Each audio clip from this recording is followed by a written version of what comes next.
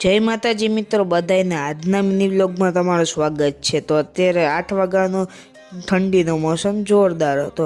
પછી આપણે નાસ્તો કરવા આવી ગયા કિચનમાં, કેળાનો નાસ્તો કર્યો, પછી ટીવી ચાલુ કર્યું તો 9:15 તો થઈ જ ગયા હતા। 9:30 ટ્યુશનમાં જવાનું હતું। સાંજે પછી આપણે ખાલી બેઠા હતા અને કાયમીની જેમ આદતની જેમ આપણે સોંગ્સ વગાડતા હતા। સોંગ્સ વગાડ્યા પછી થોડોક બહાર આટો મારવા નીકળી ગયો। અહીંયા કોકના ચોપડા પડ્યા હતા આપણી ગાડીની ઉપર। ગાડીમાં આપણે 18,000 કિલોમીટર જેટલા પૂરા થઈ ગયા છે। આ પાટીઓ અને ચેરની હાલત તો હાવ બગડી ગઈ હો। ના પાટિયાનું આ માથેથી આ તૂટી ગયું છે અને ચેરનો પાયો તૂટી ગયો છે। આ બે જૂના છે। તો આ આપણે પાણાના ખંજરની વચ્ચે ઊભી ગયા છે અને અહીંયાથી આપણું ઘરનો વ્યૂ એકદમ સરસ આવે છે।